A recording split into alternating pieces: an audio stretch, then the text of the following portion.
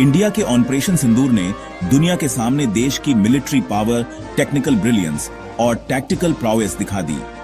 अपने air defence systems के network के साथ इंडियन आर्म्ड फोर्सेस ने मिलिट्री बेसिस और स्ट्रेटेजिक एसेट्स को प्रोटेक्ट किया, जबकि पाकिस्तानी फोर्सेस, जो सबसे बड़े डरपोक हैं, उन्होंने इंडियन सिविलियंस और मिलिट्री एसेट्स पर ड्रोन्स, मिसाइल्स और रॉकेट्स दागे, जबकि इंडिया ने सिर्फ टेरर कैंप्स पर प्रिसिशन स्ट्राइक्स किए। 8 मई को पाकिस्तान ने कई इंडियन शहरों को टारगेट किया, जिनमें जम्मू, अमृतसर, पठानकोट और जैसलमेर शामिल हैं। उसने इन शहरों पर ड्रोन से हमला किया। पाकिस्तान इंडिया के मिलिट्री बेसेस और रेजिडेंशियल एरियाज को नुकसान पहुंचाना चाहता था और एयर डिफेंस सिस्टम को ओवरवेल्म करना चाहता था। ये टैक्टिक अक्सर हमास इजराइल के खिलाफ इस्तेमाल करता है। इंडिया ने इसका मुंहतोड़ जवाब दिया। उन्होंने इन सभी हमलों को नाकाम कर दिया। इंडिया ने इसके लिए अपने एडवांस डिफेंस सिस्टम का इस्तेमाल किया। रशिया से खरीदे गए S-400 सिस्टम ने कई हमलों को नाकाम कर दिया, लेकिन ज्यादातर का जवाब इंडियन सिस्टम्स ने दिया। आकाश तीर सिस्टम इंडिया का खुद का बनाया हुआ ADCRS।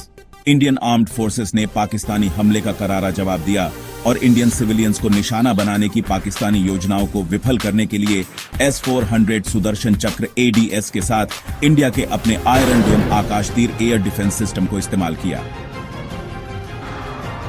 2024 में इंडियन आर्मी में अपनी शुरुआत के साथ आकाश तीर सिस्टम एक advanced air defence control and reporting system या ADCRS है, जिसे भारत इलेक्ट्रॉनिक्स लिमिटेड या BEL ने इंडियन आर्मी के लिए डेवलप किया है।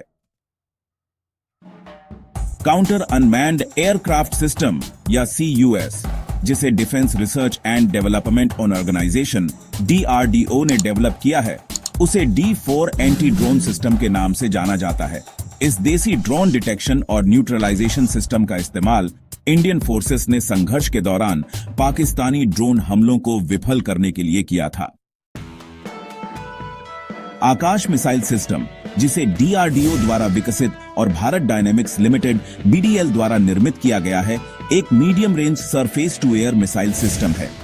इसे फाइटर जेट्स, ड्रोन्स और क्रूज मिसाइल्स जैसे विभिन्न हवाई खतरों को इंटरसेप्ट और नष्ट करने के लिए डिजाइन किया गया है।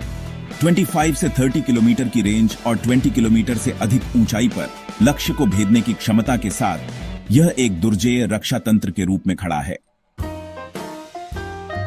ब्रह्मोस अजय।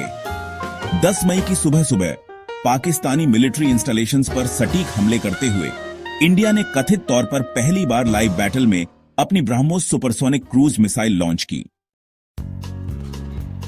इंडिया और रशिया द्वारा संयुक्त रूप से विकसित यह लंबी दूरी की सुपरसोनिक क्रूज मिसाइल ब्रह्मोस एक मानव रहित पेलोड रॉकेट है, जिसमें एक वॉरहेड, प्रिसिशन गाइडेड वेपनरी, एक एरोडायनामिक फ्रेम, एक प्रोपल्शन सिस्टम और एक गाइडेंस सिस्टम है।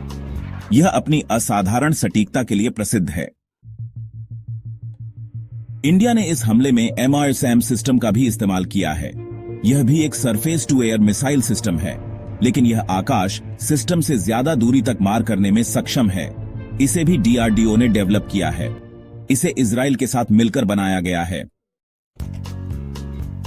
इन मिसाइल सिस्टम के अलावा इंडिया ने पाकिस्तानी ड्रोन्स को मार गिराने के लिए बड़े पैमाने पर L-70 एंटी एयरक्राफ्ट गन्स का भी इस्तेमाल किया।